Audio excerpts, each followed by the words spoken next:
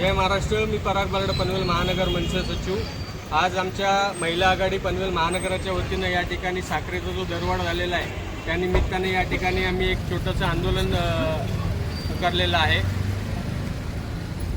मला या निमित्ताने नरसिंहा पिक्चरचा एक डायलॉग आठवतो ज्याच्यामध्ये ओमपुरी हे विलन दाखवलेले आहेत आणि त्या ठिकाणी काही व्यापारी येतात आणि सांगतात की धान्याचे भाव बापजी धान का भाव और बढ़ा दीजिए। तेव्हा ते बापजी असं सांगतात की धान का भाव इतना बढ़ाओ कि पब्लिक को दूसरा कुछ सोचना नहीं चाहिए। याप्रमाणे हे मायबाप सरकार वागते। सर्वसामान्यांच्या दैनंदिन गरजाच्या वस्तू इतक्या महाग करायच्या की त्यांचे इतर ठिकाणी ज्या गोष्टी चालू त्यापासून लक्ष भरकवण्यात यावं आणि सर्वसामान्याचं कंबरडं मोडावं।